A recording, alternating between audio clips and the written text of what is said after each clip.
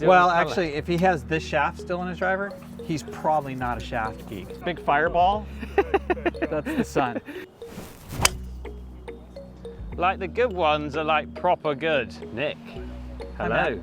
How are you? Yeah, I'm good. You? I'm awesome. Can you fit for my new driver, please? I'd be happy to. Let's go. Let's roll. So this is my old driver. My bad shot is kind of going right. I also have a bit of a toey dipper in me, but I'm trying to change that personally. So you're doing some things with your swing to try to help as well? Technically, I'm trying to change that so it stops the toe strike, but the one I'm scared of is the big block right. And the one that it blocks to the right, that's hit out of the center of the face typically? Yeah, that's it a can solid, be. pretty solid Yeah, shot. pretty solid, and it can also be toe and it not get the gear to come on back. Okay, so, toe with more open face. Yeah, exactly. So I hit some of my old one or the Please, new one first? let's watch you. Let's get a baseline with your current. Cool. And then we'll kind of know what you're doing, and then we can kind of see if we can make any changes with that.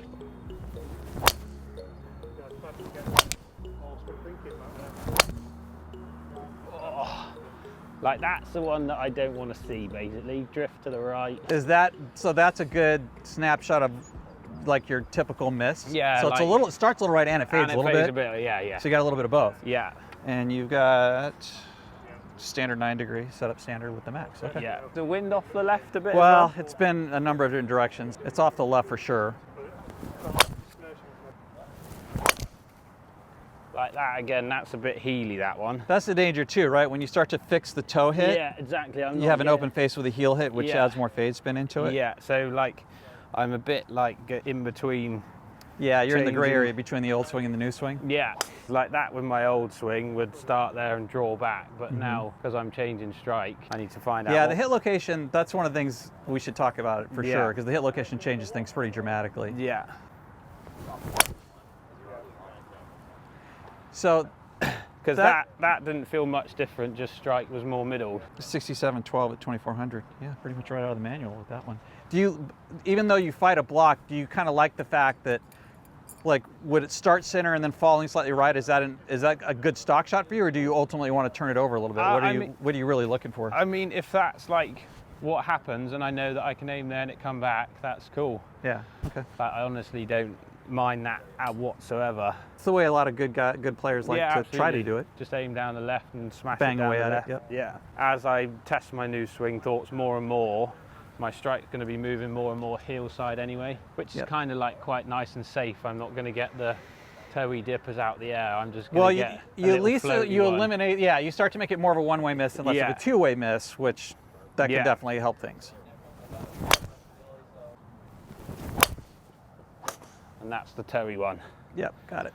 Yep, you're shifting in the hit location a little bit, which I mean, even we're going to see some of that no matter what, right? I mean, it just depends. I mean, if you're really in the groove hitting a lot of balls, you can probably tighten up that hit location a pretty decent amount. Yeah.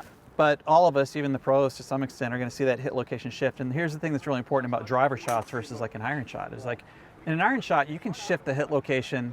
You know, you could probably go 1/8 to 1/4 inch toe, same way toward the heel, a little bit up and down in the face. You'll change the launch angle a little bit, the start direction a little bit, but you're not going to change the spins a ton. Driver's totally different, right? Yeah. If you even change it like a dimple width, right?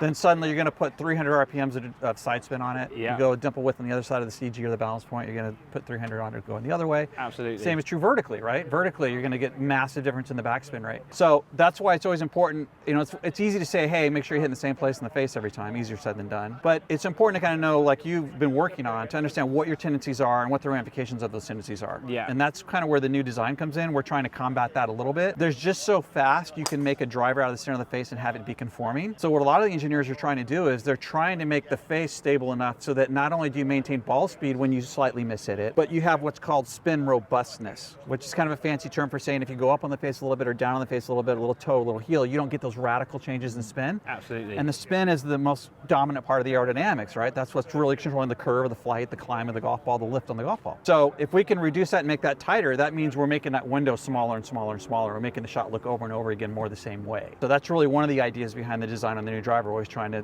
take that phenomenon, that physics phenomenon, and make that more efficient for the golfer. So where are we going to start? Well, I'm going to start you in the middle of the range, and there's two different directions you can go. We can give you like a heelward CG golf club, which is essentially what you have, right? Which is more of the Max or something more like the, you know, the new X, which is going to tend to take away the block, Yeah. but it's going to make your toe hook worse. Yeah, yeah. Right? Because I'm creating what's called a CG shift or a CG offset, CG the ball versus CG the head. So here's the ball, and then the head's behind it, and the head's moving this way, right? Yeah, yeah. Or that way. And so the CG of the head's moving on one side of the ball or the other.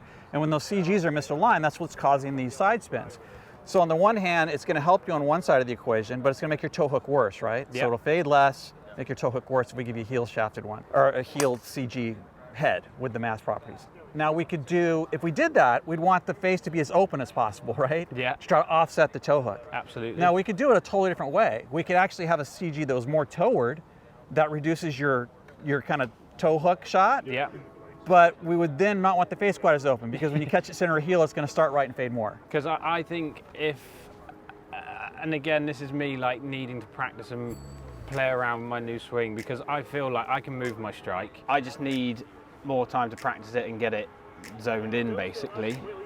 And as soon as I've got that, then we can work on picking the correct way to go, can't we? Well, with a player of your level, it's usually the best approach. Like if I get Mr. Havenkamp in here as a 25 handicapper, he's going to go, so any making swing changes, taking lessons. He goes, no, I'm going to play once a month with my buddies. I don't want to embarrass myself. Yeah. Like medic, help me, right? Whatever you can do to make it better, because I'm not going to change anything, right? Yeah, yeah. So you close the face, put the CG into the heel, give him a flexible shaft. He's got to slice into the parking lot. You're trying to keep it out of the parking lot. Yeah, yeah. So with you, it's different because you have a good idea what you're doing, what you're struggling with, what you're trying to change and make better. And the idea for you would be to give you a golf club that tends to help you implement those changes, which means the first swing may not be the greatest, but as you make the swing you're trying to learn how to make, the golf club gets better. So it's probably usually the better approach for a guy like you, which is probably more the way we want to do it. To me, it sounds like you're more neutral to triple diamond based on the fact that you're trying to fix the problem, right? You're trying to fix the technical issues in your swing. So if we set the golf club up to reward you being successful at those changes, that's probably better for a guy like you than just trying to mask over it with a Band-Aid. So looks-wise, I would go normal Paradym, not neutral, not triple diamond. Standard. So if we could start like there. That's going to be the most square. Yeah. And it's also, that one happens to be the most adjustable. Yeah. Right, because it's got the slide weight in the back, right? So you can play around with that a little bit, which is shifting your CG, your balance point in the face. So we would start with that. The other thing I would try is I'm biased toward the shaft you have. I played that shaft for a long time. I fit a lot of guys into it, and it's been really successful for the guys that I've fit it for. But you might be a good candidate for like a red Ventus if you tried that. I haven't, no. I'm not into shafts really. I don't know much about them. And again, like my variance is probably more than what a shaft is, so I get a little bit lost with shafts. Well, I would say that shafts are super important, but not for the reason that a lot of people on the internet think it is. So a lot of people give a shaft more credit for what it can do by itself. Yeah. But there are certain shafts that you personally will hit better than other shafts. Yeah. And it's important to find those shafts for you. But if you put a shaft on a robot, let's say, and you're trying to drop the spin off your driver 500 RPMs, you're not going to do it just with a shaft. Yeah. Like, because the robot's going to deliver it the same way. The robot's stupid. You're not going to get enough deflection difference or club head lead at impact to change the dynamic lofting enough to make the spin change. But you will hear that on the internet. Like, just go with a softer tip shaft, and then you can add, 1,000 RPMs of backspin. Which you can't do that, right? The shaft's not capable of producing those kind of differences. But a shaft may make you hit it on the face in a different spot, and we know that would change spin, right? So that's where it starts to become, it's more mysterious that way, and it's more iterative, but that's where it starts to make a bigger difference. Weight can change the speed that you swing at and things as well. Can change your transition. Exactly. Can change the way you load the shaft. Can change the handle position impact, more forward, less forward, more back, less back. So should we start with normal Paradym? So the first step would be, and this may end up being also the last step, but we'll put your shaft in the standard head at 9 degrees, set it up neutral, and just see what you do with it. Cool. And then maybe tweak it from there as we go. Lefty loosey. The rogue is going. Goodbye. The rogue is gone. Let's take a standard 9 degree, tighten this baby down, and I like to click it a couple extra times. Just to make sure. So why not? Trusty clicks. Why not?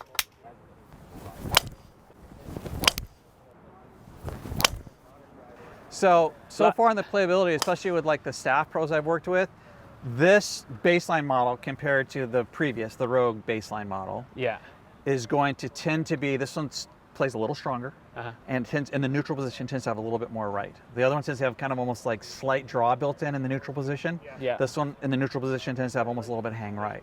So if we end up playing this one at a slightly higher loft and a slightly more heelward CG by shifting the thing, that'd probably put it kind of where the Rogue was. Okay, so that's some of the differences. And then the other difference is the technical improvements, which You know, something that I kind of hinted at before, what are we trying to do? Well, the biggest challenge the pro has is making it go through that same trajectory window every single time and making it turn the same direction every single time. Like not setting up for a knuckle fade, left center, and then hit a double cross, right?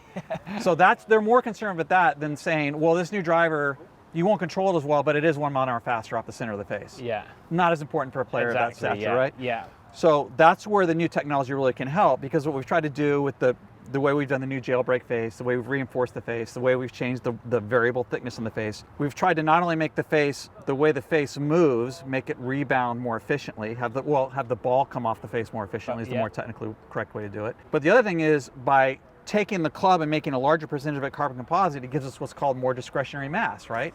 I mean, if you take these heads off and you weigh them, they don't weigh total weight much different than they did 60 years ago. It's unbelievable, It's just they're much bigger, right? Yeah, and because now what we can do is we can build a driver and have, 40, 50, 60 grams of what's called discretionary mass left over. Yeah. And anytime you put more carbon composite in the body, it gives you more freedom to move that weight around, right? Yeah, exactly, yeah. It allows you to make the MOI higher. Yeah. It allows you to also make the MOI higher without necessarily just moving the weight straight back. You can move the weight more freely any direction. Yeah. And the idea is you're trying to make the club really, really stable this orientation, but you're also trying to make the club really stable in this orientation, because this is what's controlling the vertical gear effect. Yeah. You hit it just a little high on the face or a little low on the face, and those backspin goes up and down quite a bit. We're trying to make it so instead of, like for a pro, the effective hitting spot the size of a nickel, maybe the size of a quarter.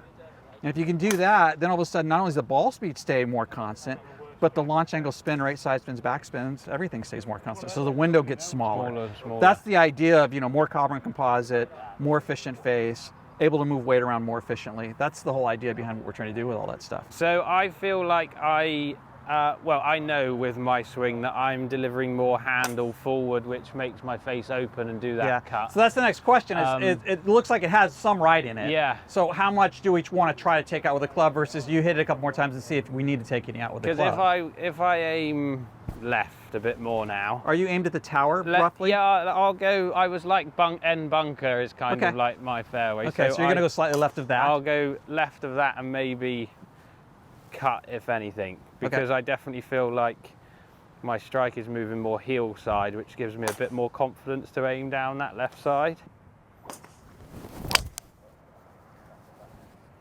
Like that's a little low, but that's like it's playable. Absolutely. Yeah, that's what you call a bit knuckly. The B plus, right? Yeah, it's kind a of bit flat, knuckly. low spin. Not going to get you in trouble, but not super efficient. So let's do one thing first. Okay. Let's not change the weight this way. Let's just add a degree of loft and just see what that does. Cool. I want to see if we can bring the launch angle up without hurting our spin too much. Yeah.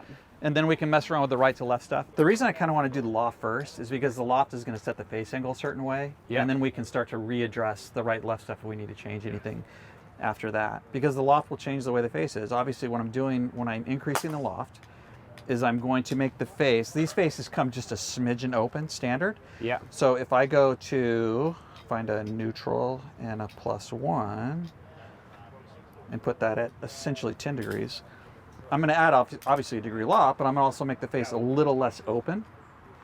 Okay, so that can change two things. It changes the way it looks to you, but it also may change how the ball starts slightly, how the side spin is. My old one definitely looked more closed than what that one does. So yeah, I'm kind of used to the closed look. I would definitely say that the baseline model looks more like a pro club this year in the Paradym versus like the Rogue. Yeah. Last year, so.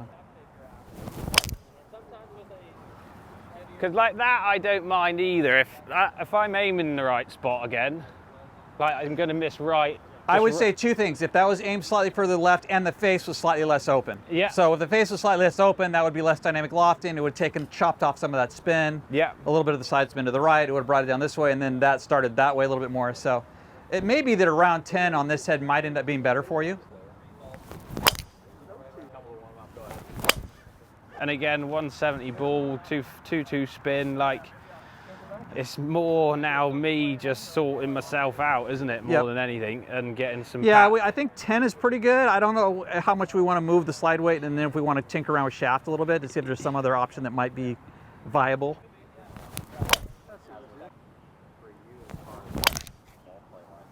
Yeah, I like that the 10 degree gives you some room for launch angle, because we want to tick that up a little bit, but we didn't want to initially launch the spin way high and the spin staying pretty flat. Yeah. Now again, the face is in a more dynamically de-loft position, so that's probably partly why the spin's coming down. Yeah. But we like the fact that maybe the higher loft won't add too much spin, then we can kind of be happy with launch angle without hurting us in another area. There you go. To my eye, yeah, that looks like it goes through a good kind of height window. That's what I'd see as a good one. Like that height. That's right out of the manual. Yeah, there. yeah, that's perfect. So let's see. So the idea for me would be, if you feel like you make a good pass at it, and this neutral setting, everything's squared up, neutral with the lie, except we just added a degree loft to 10 with the neutral baseline head. The question is, if we can produce that shot with that, okay, the delivery angles are giving us the flight window we want. Is it possible that another shaft allow you to do that more often? And that's where a shaft becomes important, because there might be certain shafts where they're more in sync with your timing, that you manage easier, that you hit more in the center of the face more often. Possible. You've obviously had some trial and error and you like this one, so it's not going to end up being far from this. Is but the since one you haven't that tried... you're thinking about colourful? Because that's a bit dull, isn't it? Well, the red Ventus is more colorful for sure. There you go. That's not the reason I picked it.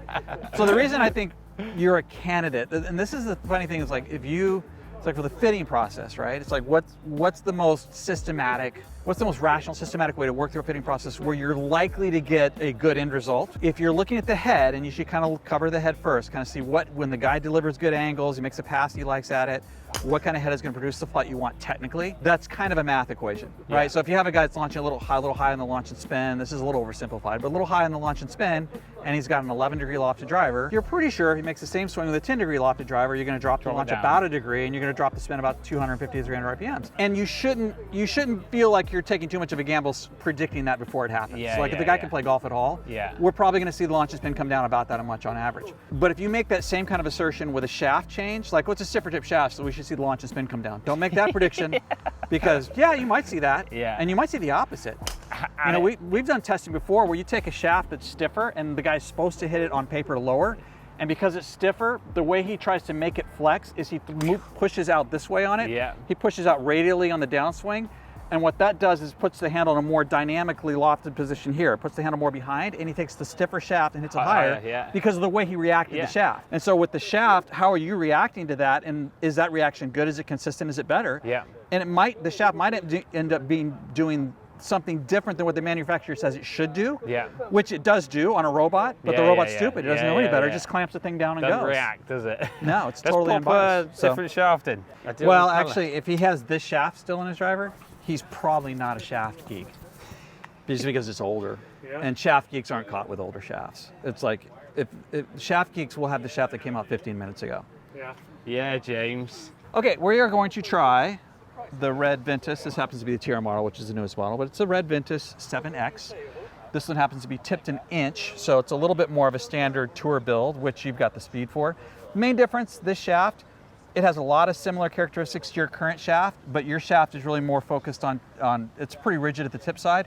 This one is more of what's called a mid-tip stiffness. Right. That does not mean it's soft tip. This is still a tour shaft, but it's got a little more give at the bottom than your shaft setup is going to have. Handle stiffness is going to be pretty similar. This one, I think the new one is actually a little bit more, the torque's a little bit tighter at the butt end, which allows people to have a little bit more stable transition, some guys. Yeah. But generally speaking, this one should play a little bit softer midsection and tip section. It does look better. It's pretty.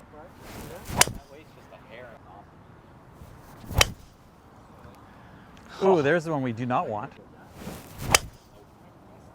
Like the good ones are like proper good. Well, it's been feast or famine so far, right? So we've hit two real like bullets. Perfect right textbook, and then we've had a couple of misses that were worse than with yours. Yeah, exactly. So that's always an interesting thing too. It's like it's really good or it's like really bad. Yeah. For a player your level though, really good and really bad is not good, because we're more concerned about the really bad ones than we are about the really good ones. Out of the two, I wouldn't be able to tell you if I was blind whacking them the difference, I don't think. That's good, that's important. Yeah, so blindfolded you wouldn't know. No. Like if I painted both the shafts blue, you'd have no idea which was which. Absolutely, yeah.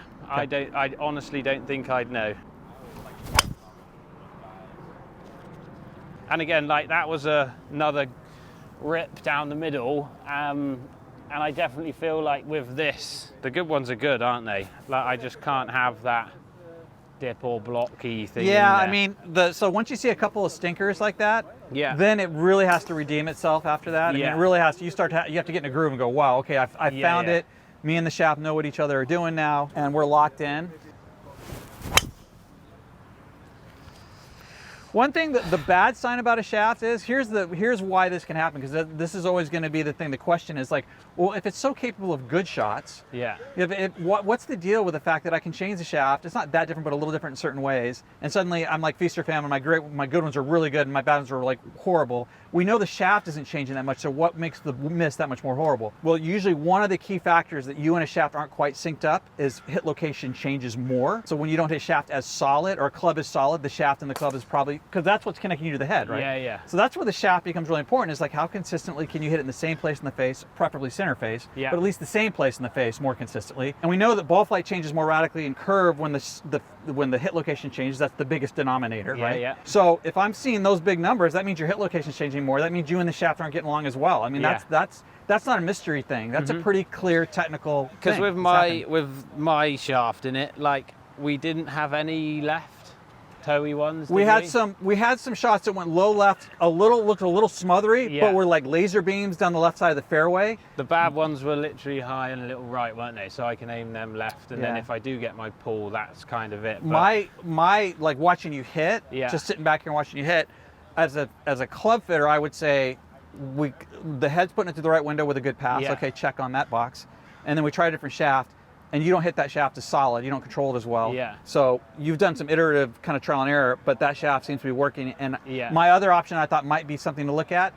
Can work okay occasionally. It's just not as good. Generally, as consistently. So we're going to go back. Let's hit one more. Okay.